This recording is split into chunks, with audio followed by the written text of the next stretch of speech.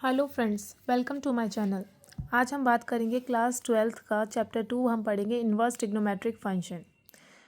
सबसे पहले आपको ये कुछ मैंने लिखा हुआ है, साइन फंक्शन की क्या रेंज होती है, रेंज क्या होती है, डोमेन्स क्या होते हैं। तो ये पेज तो बेटा आपको बिल्कुल ना रट देना है कि साइन फंक्शन का अगर मैं पूछूँ तो -1 से 1, कोसाइन का -1 से 1, दोनों का सेम है रेंज। ठीक है, ये आपको याद करना है, ये भी आपको याद करना है, बहुत ज़रूरी है। आगे आगे जैसे जैसे आप क्वेश्चंस करेंगे आपको उसका यूज़ होगा। ठीक है, और जैसे जैसे आप इसको यूज़ करोगे तब आपको ऑटोमेटिकली याद भी हो जाएगा। आगे बढ़ते हैं। ये आप क्वेश्चन देखिए। सबसे पहले इसका सॉल्व एग्जाम्पल है ये, साइन इनवर्स 1/√2। ठीक है, इसको आपको करना क्या है, एक मिनट।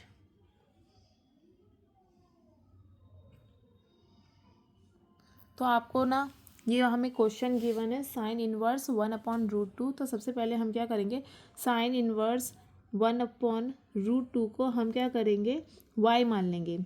इस क्वेश्चन में हमें इसकी प्रिंसिपल वैल्यू निकालनी है, किसकी, इसकी साइन इनवर्स 1/√2 की प्रिंसिपल वैल्यू निकालनी है। तो उसके लिए आपने क्या करा, इस एक्सप्रेशन को सबसे पहले आपने क्या रख लिया, y के बराबर रख लिया। y के बराबर रख लिया। यहाँ पर ये जो साइन इनवर्स है ये क्या करेगा, ये इधर जाएगा RHS साइड। जब साइन इनवर्स आपका y RHS साइड गया तो ये इनवर्स था बेटा, जब यहाँ दूसरी साइड जाता है तो ये वापस से क्या हो जाएगा, सिर्फ साइन y हो जाएगा। अगर साइन होता तो साइन इनवर्स हो जाता, अभी यहाँ पे साइन इनवर्स है तो जब ये दूसरी साइड जाएगा तो ये साइन हो जाएगा। ठीक है, अब साइन y हो गया तो यहाँ ये जो एक्सप्रेशन होता है साइन y वाला वो मैंने यहाँ पे रख लिया LHS साइड में, और यहाँ पे सिर्फ क्या बचेगा, 1/√2 बचेगा।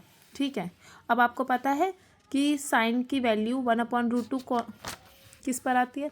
तो देखिए ये टेबल आपको ज़रूर याद करनी है। साइन की 1/√2 वैल्यू है किस पे, 45 डिग्री पर। ठीक है, तो 45 को आप क्या बोलोगे, π/4 बोल सकते हैं। तो यहाँ पर देखिए, अब आप क्या करोगे, साइन आप बताएंगे कि 1/√2 की वैल्यू किस पर आती है, साइन π/4 पर आती है। तो हम क्या करेंगे, साइन π/4 को हम क्या बोल सकते हैं, 1/√2। ठीक है, ये आपको पता है, पहले पढ़ रखा है आपने। साइन π/4 मतलब साइन 45 डिग्री की वैल्यू होती है 1/√2। अब देखिए, ये आप इसको एक एक्सप्रेशन मान लीजिए, एक इक्वेशन, इसको सेकंड इक्वेशन मान लीजिए।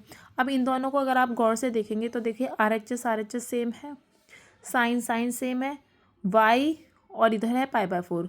तो इसका मतलब क्या है, y की वैल्यू क्या होगी, π/4 होगी। तो यही मेरे को बताना है कि y की वैल्यू क्या है, π/4। ये इसकी क्या हो गई, प्रिंसिपल वैल्यू हो गई। ठीक है, अगला क्वेश्चन देखते हैं। अगला क्वेश्चन है कॉट इनवर्स ब्रैकेट में -1/√3। ठीक है, फिर से इसमें यही करना है, प्रिंसिपल वैल्यू निकालनी है हमें से एक्सप्रेशन की। तो आप क्या करेंगे, इसको y के बराबर मानेंगे। फिर यहाँ पे कॉट इनवर्स था तो कॉट इनवर्स कहाँ जाएगा, इधर गया कॉट y। ठीक है, कॉट y हो गया = -1/√3 हो गया। ठीक है, इसको आपने क्या कर लिया, फर्स्ट इक्वेशन मान ली। अब देखिए ये टेबल जो है इसमें मैंने साइन कॉस टेन के यहाँ पर वैल्यूज़ लिखी है। ठीक है, कि 90 डिग्री होगा तो ये अनडिफाइंड है, यहाँ पर 45 डिग्री होगा तो कॉस की वैल्यू आ जाती है 1/√2। तो उसी तरीके से अगर हम कॉट की निकाले तो बेटा इसका इन्वर्स हो जाता है, कॉट का इन्वर्स हो जाएगा। तो ये हो गया आपका अनडिफाइंड, ये आपका हो गया √3, ये आपका हो गया 1, और ये हो गया हमारा 1/√3। तो यहाँ पे जो क्वेश्चन है इसमें पूछ रहा है कॉट की वैल्यू -1/√3। तो माइनस को अभी हम नहीं देखेंगे, कॉट की वैल्यू देखिए आप 1/√3 कहाँ होती है। तो कॉट की वैल्यू 1/√3 होती है 60 पर। 60 को हम क्या लिखते हैं, π/3, π/3। तो आप क्या करेंगे, कॉट π/3 = 1/√3 आपने लिख दिया। ये आपको पता चल गया कि कॉट π/3 की वैल्यू कितनी होती है, 1/√3 होती है। क्योंकि यहाँ माइनस है तो आपने इस माइनस लगा रखा है। आप क्या करेंगे, अब दोनों तरफ माइनस लगा रहे हो, इसे तो आप छोड़ ही दीजिए। ठीक है, इसे आप छोड़ दीजिए। अब आप क्या कर रहे हो, दोनों तरफ माइनस लगा दो, क्योंकि हमें ना कुछ भी करके थोड़ा एक्सप्रेशन अपना वाला इसके बराबर लेके आना है, तभी तो हम कंपेयर कर पाएंगे और y की वैल्यू निकाल पाएंगे। तो आप क्या करेंगे, दोनों तरफ माइनस लगाएंगे, माइनस लग गया। ठीक है, अब देखिए ये तो ठीक है -1/√3, पर यहाँ पर इस तरीके के एक्सप्रेशन को हमें पॉजिटिव में लाना पड़ता है, ऐसे माइनस से काम नहीं चलेगा। तो आप क्या करेंगे, कॉट, इसका माइनस अगर हमें हटाना है तो आप क्या करेंगे, इसको माइनस करेंगे। पहली बात तो π/3 है क्या, π/3 है 60 डिग्री। तो आप इसे पॉजिटिव में करना चाहते हैं तो आप क्या करोगे, इसे पाई से मतलब 90 से माइनस करेंगे। 90 माइनस π/3 मतलब 90 माइनस 60 आपने यहाँ पे माइनस करना है। तो 90 को हम क्या लिखते हैं, पाई लिखते हैं। सॉरी 90 पाई नहीं होता है, 180 पाई होता है। तो 180 में से आप इसे क्या करेंगे, माइनस करेंगे किसको, 60 डिग्री को।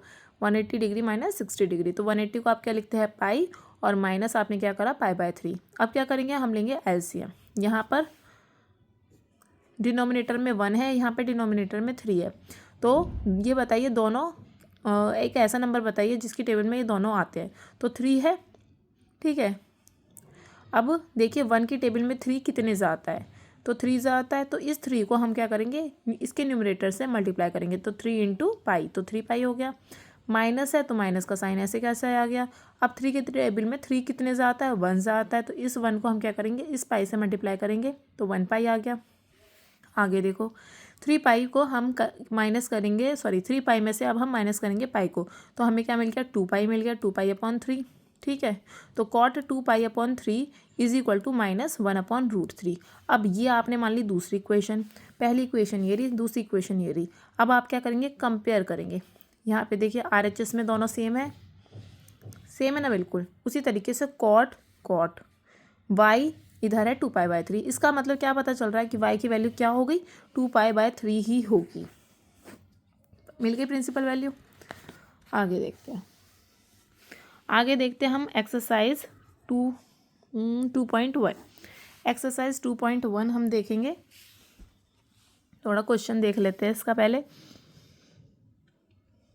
पूछा है find the principal value. Principal value पूछी है, प्रिंसिपल वैल्यू हमें निकालनी है। क्वेश्चन दे रखा है हमें साइन इनवर्स -1/2, ठीक है। साइन इनवर्स -1/2 आपको दे रखा है, सबसे पहला क्वेश्चन है, और इसका आपको निकालना है आंसर।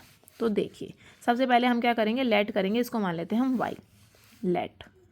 लेट इसको मान लिया हमने वाई। अब क्या करेंगे, सबसे पहला स्टेप हो गया, वाई मान लिया इसको। अगला स्टेप क्या है, साइन इनवर्स था, इसको लेके जाएंगे इधर RHS साइड। तो ये जब इधर गया तो ये क्या हो गया, साइन वाई। बचा यहाँ पे क्या, सिर्फ -1/2 बचा। इसको आप मान लीजिए फर्स्ट इक्वेशन। अब बताइए साइन की वैल्यू 1/2 कहाँ पर आती है। साइन की वैल्यू 1/2 है यहाँ पे π/6, ठीक है। तो हम क्या करेंगे, हम लिखेंगे साइन π/6 की वैल्यू होती है 1/2, ठीक है। अब हमने क्या करा, दोनों तरफ लगा दिया माइनस, क्योंकि ये माइनस में था इसलिए हमने दोनों तरफ माइनस लगा दिया। अब ये ऐसे माइनस में हमें नहीं चाहिए, हमें करना है इसे पॉजिटिव। तो हम क्या करेंगे, साइन पाई माइनस π/6 कर देंगे, और ये जैसे था इसे ऐसे का ऐसे ही लिखते चले जाएंगे। फिर देखो साइन, इसे हमने यहाँ पे कुछ नहीं है तो 1 माना, नीचे यहाँ डिनोमिनेटर में 6 है। तो अब क्या करेंगे, मतलब एक ऐसा नंबर हमने लिखा है जो 1 की टेबल में भी आता है, 6 की टेबल में भी आता है। तो 6 1 की टेबल में कितने जा आता है, 1 की टेबल में 6 आता है, 6 जा। तो इस 6 को हम इसके न्यूमरेटर से मल्टीप्लाई करेंगे, 6 × पाई माइनस 6 की टेबल में 6 1 जा आता है, तो इस 1 को हम पाई से मल्टीप्लाई करेंगे, 1 × पाई इज इक्वल टू, वापस से लिखते जाओ, -1/2। अब देखो यहाँ पे क्या है, 6 पाई है, और यहाँ पे क्या है, पाई।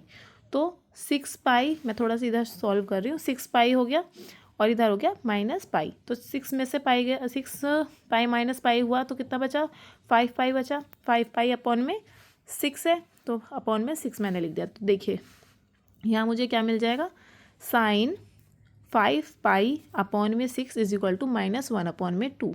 ये हो गई आपकी दूसरी इक्वेशन। अब पहली इक्वेशन ये वाली है, दूसरी इक्वेशन ये वाली है, तो कंपेयर करो। यहाँ पे -1/2, तो देखिए यहाँ पे भी -1/2, यहाँ पे साइन, यहाँ पे साइन। तो y की वैल्यू क्या हुई, 5 पाई अपॉन 6 हुई। y की वैल्यू क्या हो गई, 5 पाई अपॉन में 6, ठीक है। अगला क्वेश्चन के लिए मैं नेक्स्ट वीडियो बनाऊंगी, पूरी यहाँ पर एक्सरसाइज 2.1 हम डिस्कस करेंगे। अगर आपको वीडियो अच्छी लगी हो तो लाइक करिएगा, शेयर करिएगा और मेरे चैनल को सब्सक्राइब करिएगा। Thank you so much.